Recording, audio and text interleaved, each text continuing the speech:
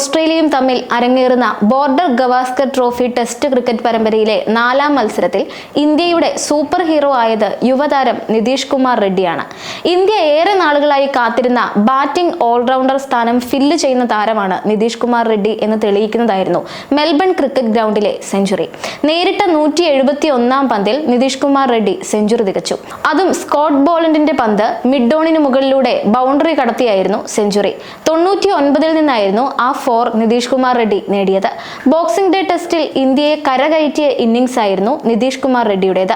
189 പന്ത് നേരിട്ട നിതീഷ് കുമാർ റെഡ്ഡി ഒരു 6ഉം 11 4ഉം അടക്കം 111 റൺസാണ് നേടിയത്. നിതീഷ് കുമാർ റെഡ്ഡി ക്രീസിലെത്തിയപ്പോൾ ഇന്ത്യയുടെ സ്കോർ 6 വിക്കറ്റ് നഷ്ടത്തിൽ 191 റൺസ് എന്നതായിരുന്നു. ഓസ്ട്രേലിയയുടെ 1ാം ഇന്നിംഗ്സ് സ്കോറായ 474-നെതിരെ ഇറങ്ങിയ ഇന്ത്യ അപ്പോൾ ഫോളോ ഓൺ എന്ന നാണക്കേടിന്റെ വക്കിലായിരുന്നു. 7ാം വിക്കറ്റിൽ രവീന്ദ്ര ജഡേജയ്ക്കൊപ്പം 30 റൺസ് കൂട്ടുകെട്ടുണ്ടാക്കിയെങ്കിലും ഫോളോ ഓണിൽ നിന്ന് രക്ഷ നേടാൻ അത് മതിയായിരുന്നില്ല.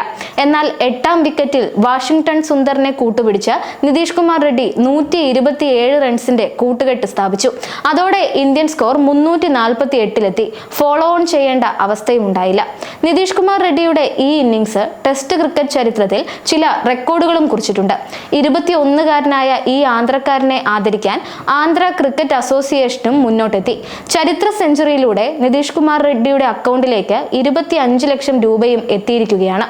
കിഡ്ലൻ സെഞ്ചുറിയിലൂടെ മെൽബണിലെ ബോക്സിംഗ് ഡേ ടെസ്റ്റിൽ ഇന്ത്യൻ ഇന്നിംഗ്സിന്റെ സൂപ്പർ ഹീറോ ആയതോടെ ആന്ധ്ര ക്രിക്കറ്റ് അസോസിയേഷൻ വമ്പൻ പാരിതോഷികമാണ് പ്രഖ്യാപിച്ചത്. 25 ലക്ഷം രൂപയാണ് ആന്ധ്ര ക്രിക്കറ്റ് അസോസിയേഷൻ നിതീഷ് കുമാർ റെഡ്ഡിക്ക് സമ്മാനമായി നൽകുക. ബോക്സിംഗ് ഡേ ടെസ്റ്റ് ചരിത്രത്തിൽ 8ഓ അതിൽ താഴെയോ സ്ഥാനത്ത് ക്രീസിലെത്തി ഒരു താരം നേടുന്ന ഏറ്റവും ഉയർന്ന സ്കോറാണ് നിതീഷ് കുമാർ റെഡ്ഡിയുടെ 114.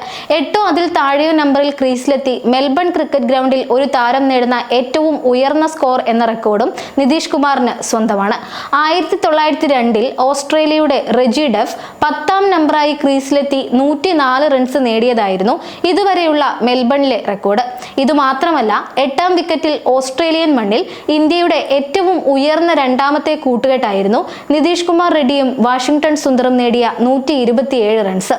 2008-ൽ സച്ചിൻ തെണ്ടുൽക്കറും ഹർഭജൻ സിംഗും സിഡ്നിയിൽ 8ാം വിക്കറ്റിൽ നേടിയ 129 റൺസാണ് ഒന്നാമത്.